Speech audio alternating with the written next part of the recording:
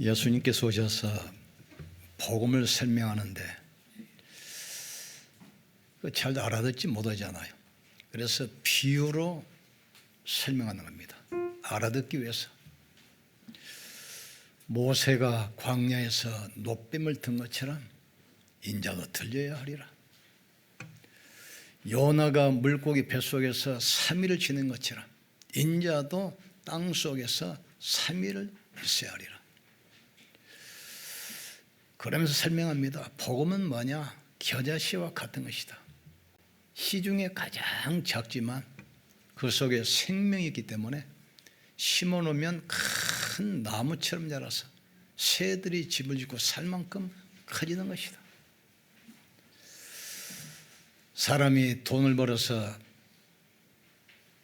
많은 보물을 사서 밭에 묻어뒀는데 전쟁 때 피난 가서 죽어버렸어요.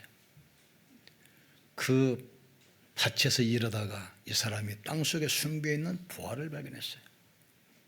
이스라엘 법은 땅을 소유한 사람이 보물의 주인이기 때문에 집에 가서 자기 있는 모든 소유를 팔아서 그 밭을 샀느니라. 복음은 내 인생의 모든 것을 들여서 살 만큼 가치 있는 거라 그랬어요. 복음을 못 알아들으니까 복음의 가치, 구원을 설명하기 위해서 자꾸 비유로 말씀했어요. 그런데 비유 대신 그리스도께서 실체로 오셔서 우리 함께 계시잖아요. 그런데 신천지 같은 데는 아직도 비유를 알아야만 구원받는다고 합니다. 2000년 동안 숨겨졌던 복음의 비밀이 자기 단체에서 비유를 가지고 복음을 찾아냈다 이거 아닙니까? 복음은 그림자지만 예수님은 실체란 말이에요. 지금. 예수님이 오셨기 때문에 더 이상 비유가 필요 없어요. 실물이 앞에 앉아 있는데 더 이상 사진은 필요 없어요. 또 하나님의 교회는 유월절을 지켜야 구원받는다 합니다. 유월절은 예수님이 오시기 전까지 양을 잡고 소를 잡아서 피 의제사 희생사드려요. 예수님께서 양과 송아지 피로 하지 아니하고 자기 피로 영원한 속죄를 단번에 끝냈습니다. 이제 유월절은 필요 없습니다. 근데 자기들은 2000년 동안 놓쳤던 유월절을 자기들이 회복을 했어. 2000년 동안 잃어버렸던 이 비유 비밀을 자기들이 회복을 했어. 얼마나 참 웃기는 이야기입니까? 유월절 날 한 마리 양이 돼서 십자가에서 몸짓고 피 흘려 죽으심으로 모든 제사를 유월절을 영원히 완성했습니다. 이 사실 잊지 않도록 성찬식을 제정하시고 포도주와 떡을 통해서 그리스도 십자가 고난을 우리가 체험하는 겁니다. 또 안식일은 어떻습니까? 안식일 지켜오건마다 예수님께서 부활하신 날을 기념해서 초대교회가 탄생했어요. 그리스도의 부활을 기념하기 위해서 우리는 주일 예배를 드리는 겁니다. 다 그림자를 잡고 있어요. 제가 옛날에 목회하기 전에 직장 생활할 때 한 번은 그 수사본부에서 연락이 왔어요. 좀 참여해달라고. 갔더니 큰 사건이 났는데 전 국민의 관심사가 될 만큼 큰 사건이에요.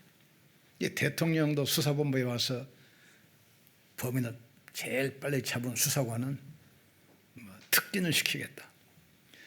그러니까 수사관들이 그 잡으려고 애썼는데 잡힙니까? 그러니까 가봤더니 빨리 잡게 해달라고 고사지를 지낸대요. 돼지 머리를 큰 걸 시장에서 사다가 그걸 삶아가지고 앞에 딱 진열해 놓고 10,000원짜리 이렇게 말아가지고 콧구멍에 탁 귀에 꼽아놓고 고사를 지내. 딱 봤더니 고사 지내고 나서 돼지머리도 다 잘라가지고 또 자기들이 먹어요. 자기들이 삶아놓은 돼지에 자기들이 절하는 겁니다. 자기들이 깎아놓은 돌에다가 자기가 또 절해. 자기가 세우는 나무에다가 절해. 이게 인생이 그렇게 어리석어요. 자기가 깎아놓은 돌에다가 자기가 또 절을 해. 자기가 깎아서 세운 나무에다가 또 절해. 자기가 삶아서 갖다 놓은 돼지머리에다 놓고 또 절해. 인간이 그래요. 복음은 어떤 복음이냐? 모든 역사, 모든 세계, 나라, 모든 사상, 모든 종교를 관통하는 키가 바로 그리스도입니다. 모세도 여호수아도 예수 믿고 구원받았어요.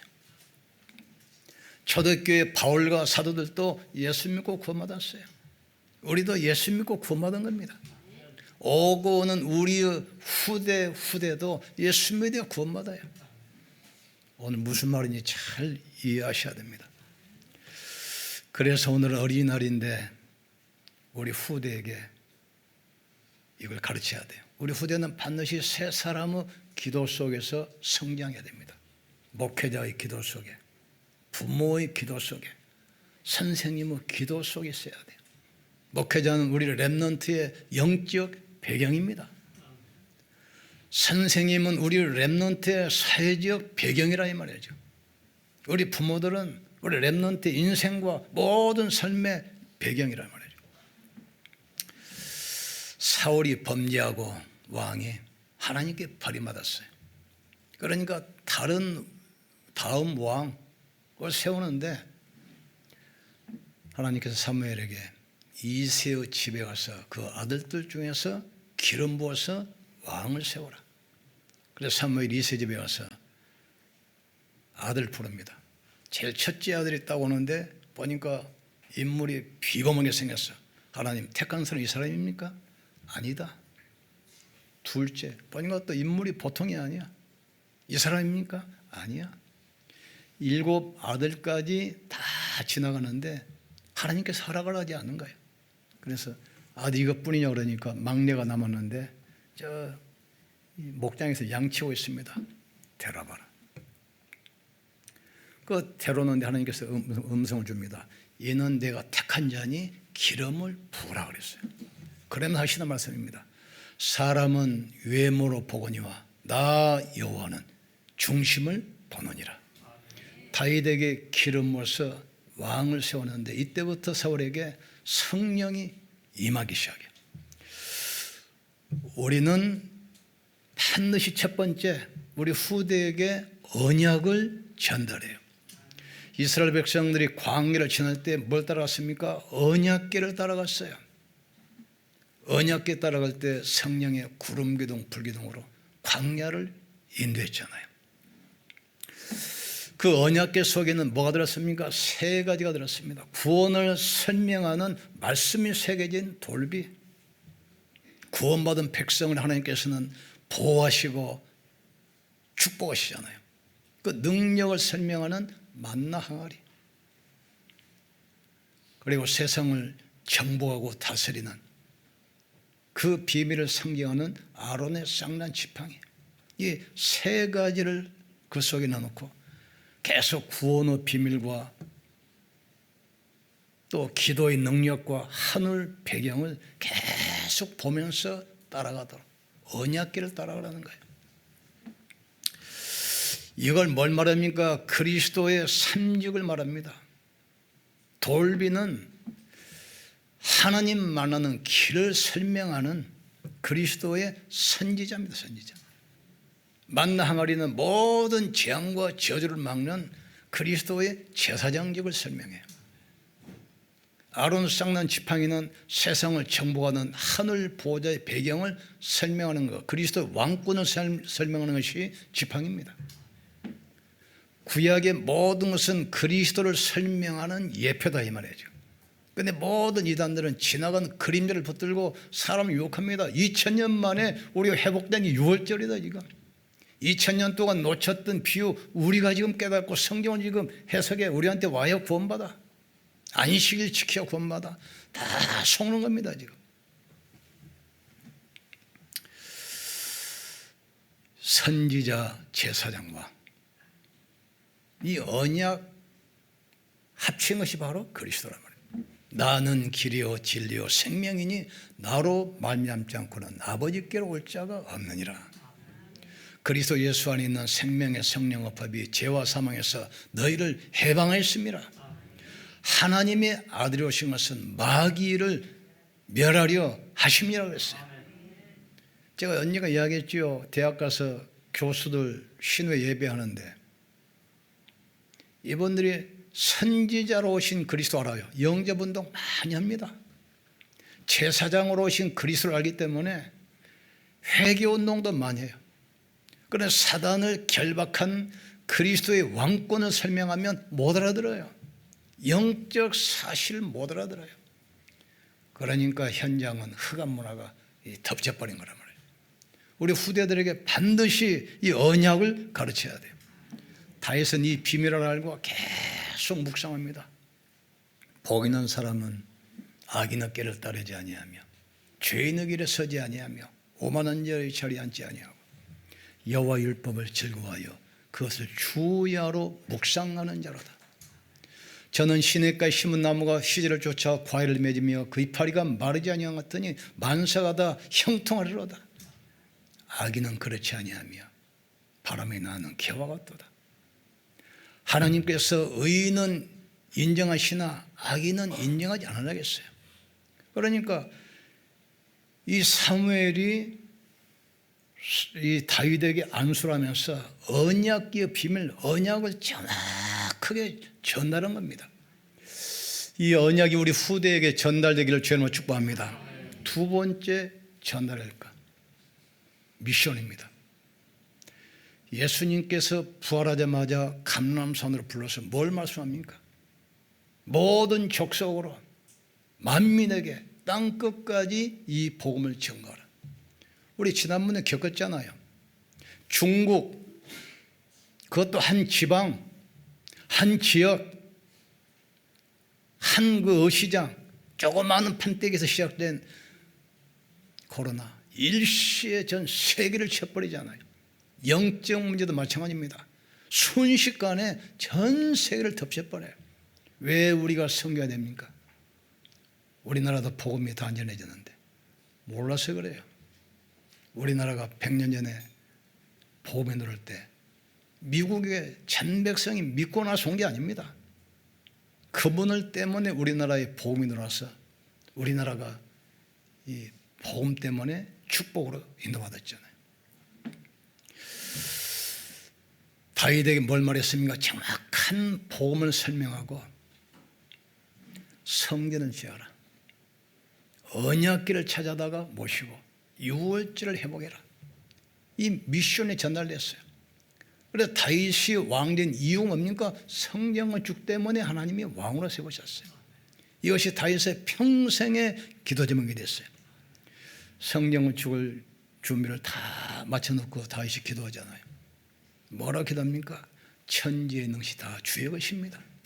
우리가 드린 것도 주님이 주신 것에서 일부를 드렸을 뿐입니다. 모든 부와 기가 주님의 손에 있고 권세와 능력도 주님의 손에 있고 크게 하심과 작게 하심이 주의 손에 있나이다.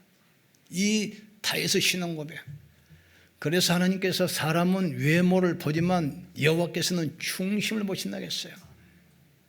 버려진 언약궤 아무 관심 없잖아요. 근데 다윗은 이걸 늘 애통하는 거예요. 나는 왕궁에서 상하치 매자하는데 하나님의 언약궤는 바람 부는 텐트 들판이 버려져 있구나. 이것 때문에 잠을 못 자는 거예요. 미션이 전달되기를 주님을 축복합니다. 언약궤가 올 때 다윗이 얼마나 기뻤던지 왕인데도 막 춤을 추는 거예요. 바지가 흘러내려서 다 보이는데도 미갈이 그걸 보고 비웃잖아요. 왕이 백성들 앞에서 이 허리띠가 풀어지고 바지가 흘러내린데도 모르고 춤을 추고, 그 비난했던 미갈은 평생 아이를 낳지 못하고 별궁에 갇혀 지냈습니다. 그러나 하나님께서는 그 다윗 중심을 모시고 모든 것을 허락하셨어요. 전무후무한 왕으로 다윗을 축복했습니다. 그리고 나서 유월절 희생제사드립니다. 유월절이 뭐죠?